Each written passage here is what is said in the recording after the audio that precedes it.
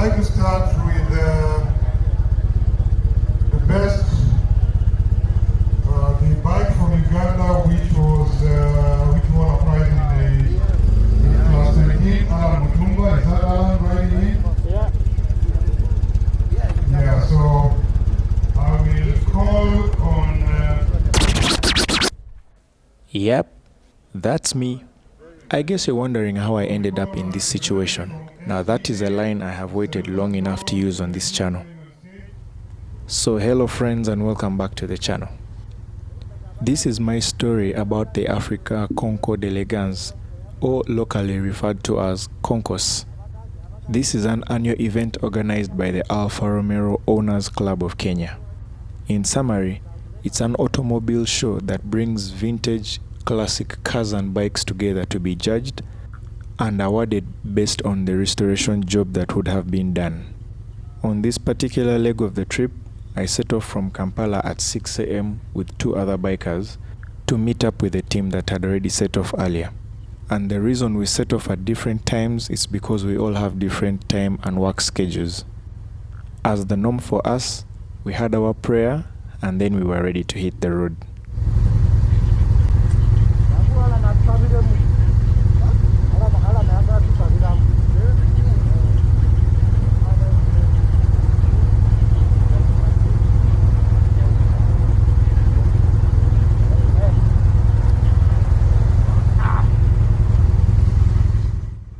At this point, I feel the urge to mention, it was one BMW against two Africa twins, which means for every one BMW, you get two Africa twins. This war will never end.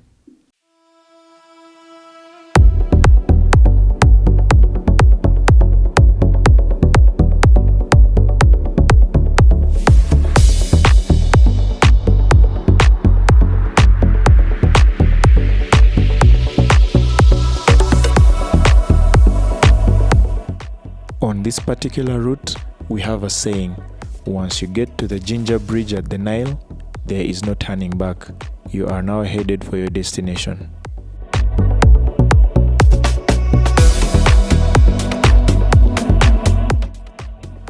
On our way, we also found another Ugandan vintage car headed the same direction. They too were participating in the competition at the Concours.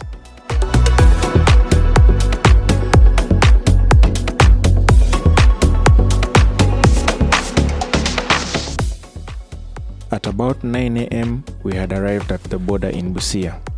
Now many times people think bikers ride fast. Not always.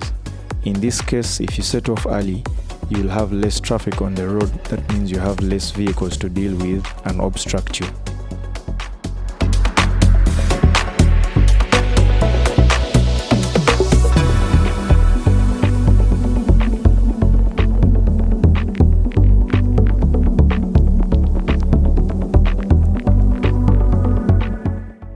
Considering we've used this border post so many times, we know exactly where to go and what is required, so this also saves us some time on the clearing process.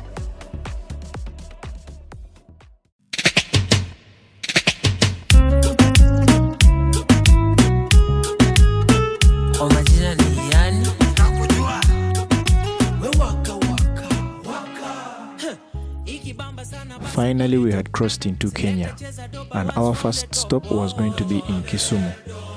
Now, depending on how long your trip is, you get to choose when to make stops for resting, having something to eat before you proceed with the journey.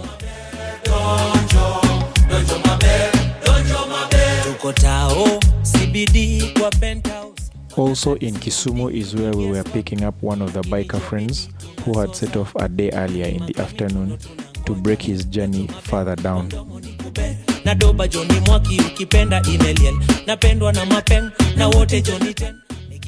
Kisumu you will find some Kenyans speaking Luganda. This is because there are so many Ugandans and Kenyans still crossing over the borders in this area, but predominantly it's an area occupied by the Luo, or call them the Jaluo. Select a cheza doba once from the top.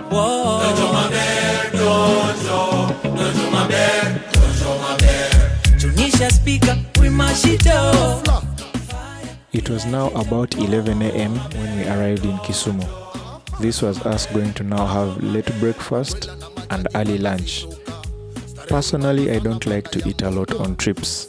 I'd prefer to drink something and just keep awake. I mean, of what good is a meal if it does not cause you to want to sleep?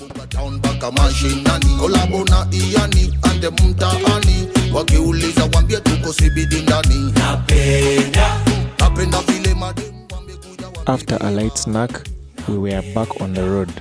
The aim was to arrive Nairobi before sunset. Ikibamba sana basi pull it up. Select a cheza doba once from the top. From Kisumu, you have two options to get to the Londiani junction before you proceed further down to Nakuru. You can either use the Muhoroni Kipkelion to Londiani or go through Kericho. Personally, I prefer to use this route because 1, it has less traffic on it, and 2, it has a very beautiful scenery of the tea gardens. For some reason, the rain always wants to join us on the trip. However, when this happens, it means we have to now slow down.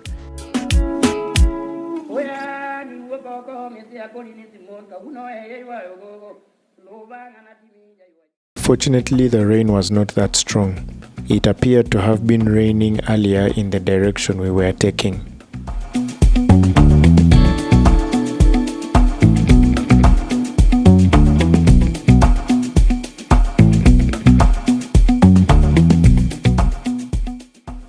Getting to Nakuru, it was dry, like as if there was no rain at all.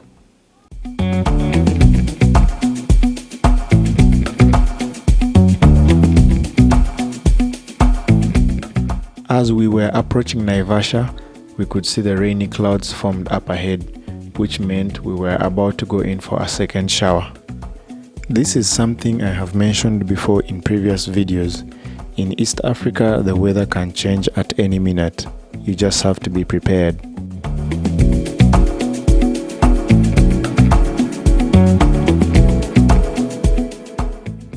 While riding through a light drizzle, we could see the sun shining in the far front, which meant Nairobi was dry.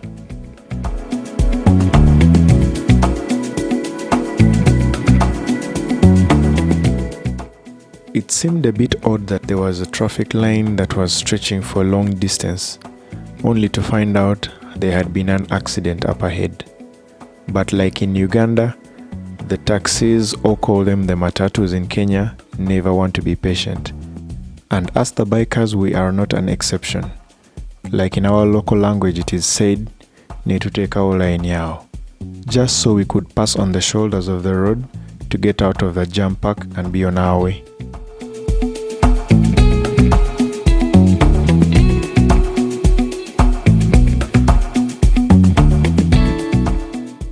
With the nature of the accident, this traffic was going to be here for a very long time. Sometimes bikes are an uncomfortable means of transport, but they are the most efficient one. After crawling through the traffic, we finally got to Nairobi in one piece, safe and sound. And this was the end of day 1.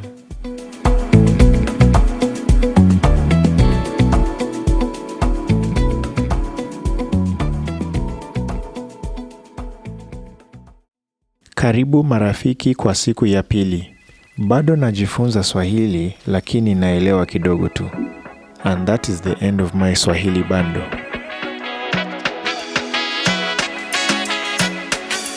This is epic sound. Extra pressure, baby, when you wind and pause. Our task on day 2 was a simple one. It just entailed us to clean up the bikes, organize them, and get ready for the competition the next day. So 2 of us set out to go and get some extra bolts and nuts that were missing on our bikes for the competition.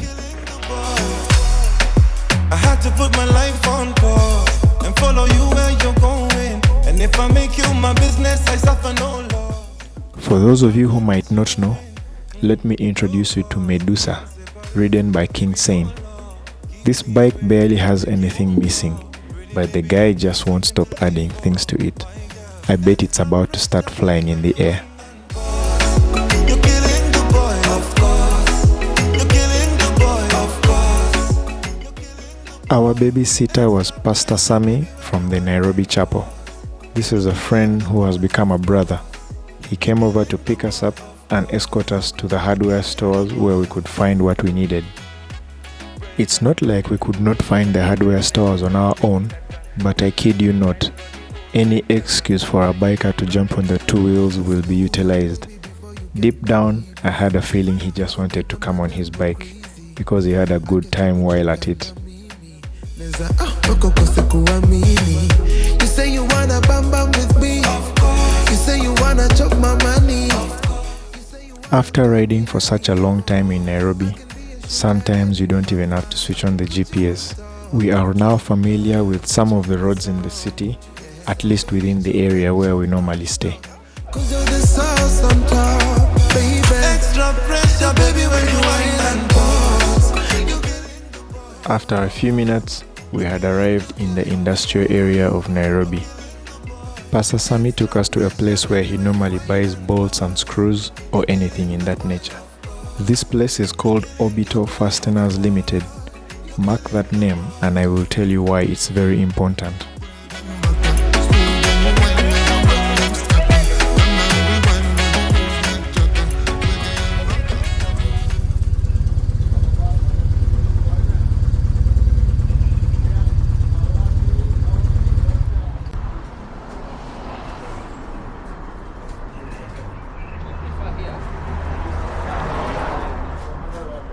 Mine should come in because they have to work on it. Yeah?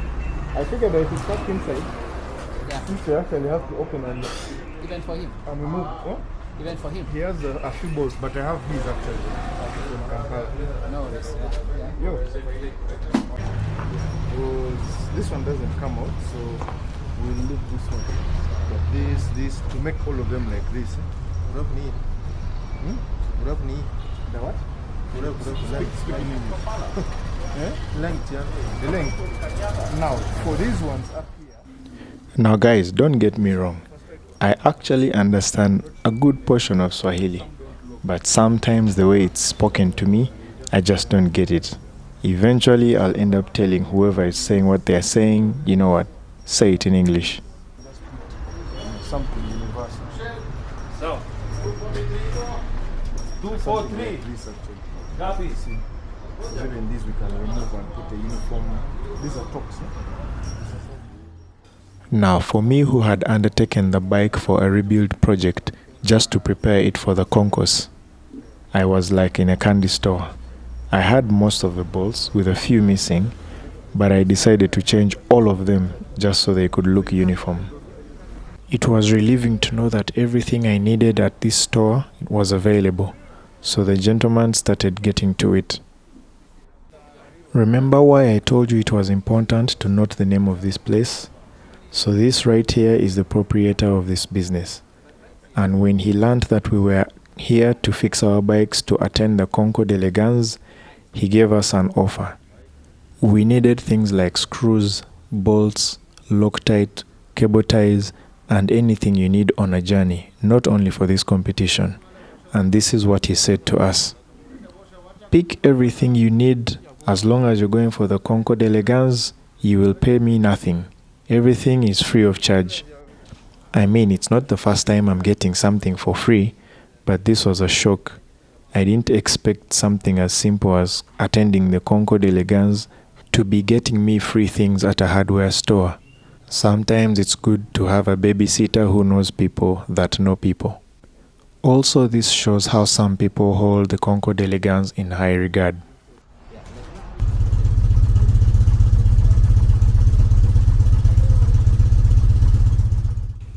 After getting everything in order, it was now time to go back to the apartment to pick up the rest of the crew and then head for the washing bay.